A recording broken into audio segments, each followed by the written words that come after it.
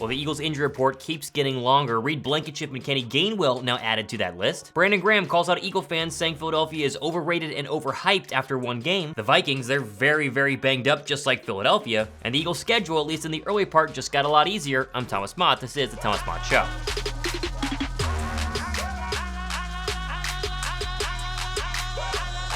What's up, guys? Thomas Mott here. Welcome to the Thomas Mott Show on a Tuesday. The injuries have started to kind of pile up for Philadelphia. They were healthy during the preseason, and now, not so much. The full injury report from yesterday is out. Here's where we are at. Reed Blakenship, rib injury. I'll talk more about him in a second. Bradberry, he's most likely out Thursday with a concussion. Fletcher Cox has a rib injury. Nakobe Dean, of course, out with the foot. We talked about that yesterday. And Kenny Gainwell has now been added to the list with a rib injury as well. This, of course, was an estimation because it was a walkthrough practice. We'll get more info probably tomorrow on who's going to be good to go or not for Thursday. But a couple of interesting players here who at least have appeared on the injury report and where they're currently at. And the fact that Kenny Gainwell is on the injury report is really strange because I did not see him get injured at all, especially in his ribs the entire game, and he got the majority of the snaps at running back. Only a couple of times did they even bring in DeAndre Swift, let alone hand him the football. But Derek Gunn, one of the insiders obviously who knows Philadelphia very, very well, said this, quote, Fletcher Cox and Kenny Gainwell are both dealing with rib injuries. Cox should be good to go for Thursday night versus Minnesota. Gainwell remains a wait-and-see issue. The first week of the new NFL season has taken its toll on a number of teams, end quote. And so Gainwell would be in game time decision, and being a Thursday game is definitely very, very difficult for me to see him actually playing. Now, one thing that is good is Philadelphia has running backs. Maybe you actually use DeAndre Swift as RB1 here. You still have Boston Scott. And oh, hey, remember all the hype around Rashaad Penny and how he's going to be this bruiser back, and if he stays healthy, he's going to be fantastic, and then he was an healthy scratch this past weekend? Why don't you elevate him to the active roster, or at least put him in the active roster, and let him carry the football a little bit here. Maybe Kenny Gainwell being banged up just a little bit is a blessing in disguise. Now, I like Kenny Gainwell. He's on my fantasy football team. I want him to be RB1 or at least perform at an RB1 level, but maybe this will kind of convince Brian Johnson and Nick Sirianni to share the load, spread the ball around, use your superstar running back DeAndre Swift, use your potential star in Rashaad Penny instead of just, keeping them on the sideline and never giving them the football. What do you guys think? Who should be the number one running back in terms of carries, not just in the Thursday game against the Vikings, but in the entire season after what you saw in week one? Most importantly, at least my opinion, is Reed Blakenship. Dealing with the rib injury from that hit that you saw, everyone kind of hold their breath when he was slow to go ahead and get up. Well, the report is that, yes, it is a rib injury, of course, but he should be good to go on Thursday. He might have it wrapped, maybe an extra vest there, but it looks like he's going to be able to play. Now, what's important about Reed Blakenship is not only, of course, being one of the only good starting safeties right now on Philadelphia, but he also takes over the play-calling duties. We were wondering when Nakobe Dean went out, who was going to wear the green dot on the helmet and call the plays from the Eagles defense, and while Christian Ellis went ahead and had it a little bit during the game against the Patriots, it was Reed Blakenship, according to Jeff Kerr, who had the green dot at the end of the game. And so Blakenship seemingly will be your defensive captain and defensive leader while Nakobe Dean is out calling the plays in the huddle. Now, if he's unable to go, the next guess would it be Christian Ellis, simply because he's the only other Eagle who called plays during both preseason and during training camp when Nakobe Dean was out. Now, I need to give a quick shout out to the Ghost because he was very, very good on Sunday. He had an 82.6 safety rating. That was the third highest defensive rating on the entire Eagles squad, and also the fifth highest graded safety in week one among all NFL safeties. The hope is the injury, of course, for the ribs is mainly just a stinger, maybe a little bit of cartilage or tissue issues. Hopefully he's going to be able to go. He should, and if he plays, continue on what could be a really, really impressive 2023 for somebody who was undrafted last year to starting immediately in the preseason to being potentially a leader on this defense. Now, the other injury to keep an eye on is, of course, the James Bradberry concussion issue. With it being a shorter week, most likely he's not going to be cleared in time. Nick Sirianni spoke on that at the podium just yesterday. James is in protocol, and obviously that once they go into that world, I can't comment on that or say anything about that. So we'll see how that goes.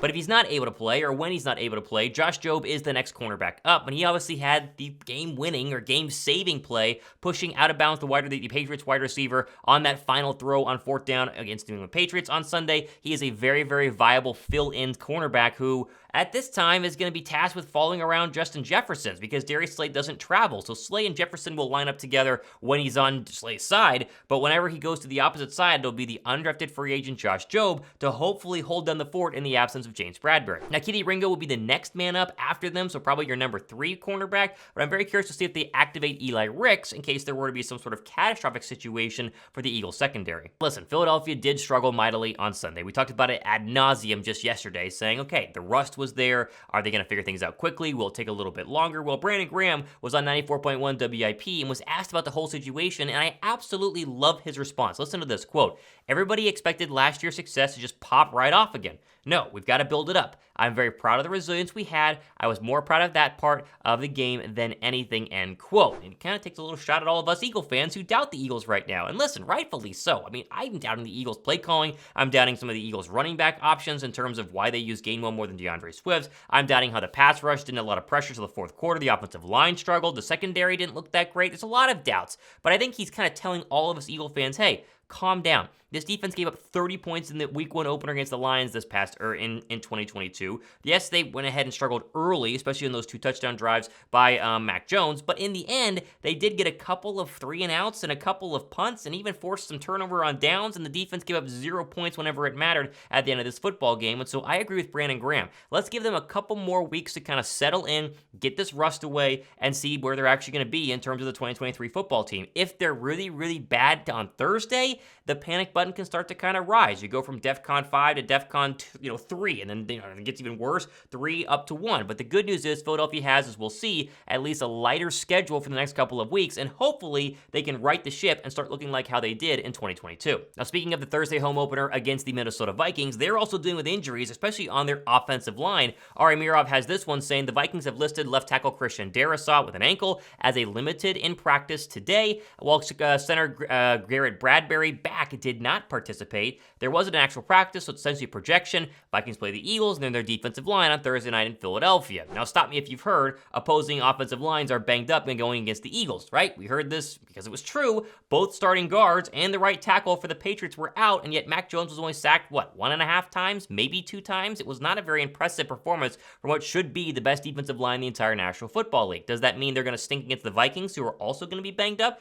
No, maybe this is their game to go ahead and dominate, which historically they have done in the past, especially week 2 of last year in Philadelphia on Monday night against the same Vikings and Kirk Cousins. But it is interesting that Philadelphia continues to go up against bad offensive lines with the hopes of hopefully getting a lot of sacks. My question is, will these go ahead and actually produce on Thursday night? Now, the news that's rocked the NFL world, of course, you've probably already seen it, is the fact that Aaron Rodgers has ruptured his Achilles, and he is done for the 2023 season. Now, personally, a brutal blow on my fantasy football team, but I also like the idea of Rodgers on the Jets. It was always going to be kind of fun, and that Jets team was absolutely stacked, and they're doomed now. I can't imagine losing Jalen Hurts to a torn Achilles in week 1. It'd be just complete and utter devastation. However, from an Eagles standpoint, this does benefit Philadelphia, as Rodgers and the Jets were probably their hardest, I would say, before the bye game that they really needed to try to go ahead and win. And with Rodgers being out now, you're looking at a first 5 to 6 weeks of the NFL season against all winnable opponents. I mean, obviously Minnesota on Thursday night, they're 0-1, just looked terrible against Baker Mayfield and the Tampa Bay Buccaneers. Then you go ahead and take on those Tampa Bay Buccaneers, who did win, but let's be honest, they shouldn't be anything special. Washington did not look good against Jonathan Gannon and the Cardinals. The Rams, they looked good, but will they continue to be great? I don't think anyone is really scared by the Rams just yet. Then the Jets, and then you finally have a real test there on October 22nd for Sunday Night Football against the Miami Dolphins. After that, of course, you have Washington again and the Dallas Cowboys, but this makes for a very, very, let's just say, winnable schedule through the first 9 weeks of the NFL season. We've talked about this. You need to win as many games as possible in this early 10-game stretch